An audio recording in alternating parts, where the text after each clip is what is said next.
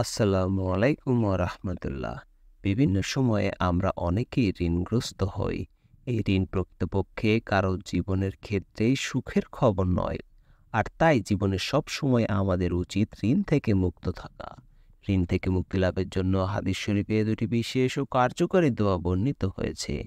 আজকে সেই দুটি দোয়ার বাংলা উচ্চারণ ও অর্থ সহকারে আপনাদের সামনে তুলে ধরার চেষ্টা করব ইনশাআল্লাহ। তাই গুরুত্বপূর্ণ এই ছোট্ট ভিডিওটি সম্পূর্ণ দেখার অনুরোধ রইল। আর যারা এখনো আমার চ্যানেলটি সাবস্ক্রাইব করেননি তারা অবশ্যই আমার চ্যানেলটি সাবস্ক্রাইব করে পাশে থাকা বেল আইকনটি অন করে দিবেন, যাতে করে এরকম আমলের ভিডিওগুলো সবার আগে আপনার কাছে পৌঁছে যায়। চলুন আমরা সম্পূর্ণ ভিডিওটি দেখি। দ্রুত ঋণ আদায় করতে বা ঋণ মুক্ত হতে সক্ষম হওয়ার জন্য রাসূল সাল্লাল্লাহু আলাইহি সাল্লাম কিছু আমল ও দোয়া শিখিয়ে দিয়েছেন। তিনি ঋণ হতে বাঁচার জন্য আল্লাহর কাছে অত্যধিক আশ্রয় প্রার্থনা করতেন। একবার ঋণ থেকে রক্ষা পেতে প্রার্থনারত অবস্থায় এক ব্যক্তি তাকে দেখে বললেন, হে আল্লাহর রাসূল, আপনি ঋণ থেকে খুব বেশি বেশি আশ্রয় প্রার্থনা করে থাকেন। নবী করিম সাল্লাল্লাহু আলাইহি সাল্লাম বললেন, মানুষ ঋণী হলে কথা বলতে গিয়ে মিথ্যা কথা বলে এবং অঙ্গীকার করলে রক্ষা করে না। বুখারী শরীফের 2357 নম্বর একটি হাদিস। হাদিসে এসেছে, একবার হযরত আলী রাদিয়াল্লাহু আনহুর কাছে এক ব্যক্তি তার ঋণ পরিশোধের জন্য কিছু সাহায্য চাই। এ সময় আলী রাদিয়াল্লাহু আনহু তাকে বলেন, আমি কি তোমাকে কয়েকটি শব্দ শিক্ষা দেব যা আমাকে রাসূল সাল্লাল্লাহু আলাইহি সাল্লাম শিক্ষা দিয়েছেন? যদি তুমি এটা পাঠ করো তাহলে আল্লাহই তোমার ঋণ মুক্তির ব্যাপারে দায়িত্ব নেবেন। যদি তোমার ঋণ পর্বত সমানও হয়। তিরমিজি শরীফে 3563 নম্বর একটি হাদিস। এরপর হযরত আলী রাদিয়াল্লাহু আনহু ওই ব্যক্তিকে যে দোয়াটি পড়তে বলেছিলেন সেই দোয়াটি হলো, আমি দোয়াটি স্ক্রিনে দিয়ে দিচ্ছি, আপনারা চাইলে স্ক্রিনশট দিয়ে রাখতে পারেন। আল্লাহুম্মা কফিনি বিহালালিকা আন হারামিকা ওয়া আগনিনি বিফাদলিকা আম্মান সিয়াক।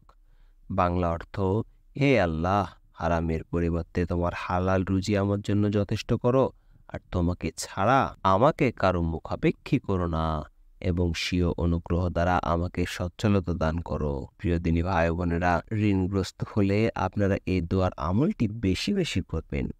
অন্য একটি হাদিসে হযরত আবু সাঈদ খুদরি রাদিয়াল্লাহু আনহু বলেন, একদিন রাসূল সাল্লাল্লাহু আলাইহি সাল্লাম মসজিদে নববীতে প্রবেশ করে আনসারী একজন লোককে দেখতে পেলেন, যার নাম আবু উমাম।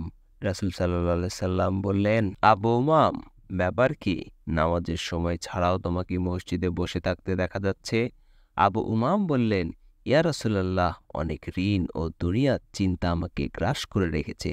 তখন রাসূল সাল্লাল্লাহু আলাইহি সাল্লাম বললেন, আমি কি তোমাকে এমন কিছু কালিমা শিখিয়ে দেব যেগুলো বললে আল্লাহ তাআলা তোমার চিন্তাকে দূর করে দেবেন এবং তোমার ঋণগুলো আদায় করে দেবেন?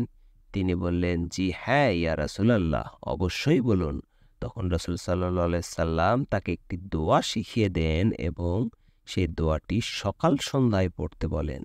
সেই দোয়াটি হলো, আল্লাহুম্মা ইন্নী আউযু বিকা মিনাল হাম্মি ওয়াল হাযানি ওয়া আউযু বিকা মিনাল আজজি ওয়াল কাসালি ওয়া আউযু বিকা মিনাল বুখলি ওয়াল জুবনি ওয়া আউযু বিকা মিন দালাইদ দাইনি ওয়া গালাবাতির রিজাল। বাংলা অর্থ, হে আল্লাহ, নিশ্চয় আমি আপনার আশ্রয় নিচ্ছি দুশ্চিন্তা ও দুঃখ থেকে, অপারগতা ও অলসতা থেকে, কৃপণতা ও ভীরুতা থেকে, ঋণের ভার ও মানুষদের দমন পীড়ন থেকে।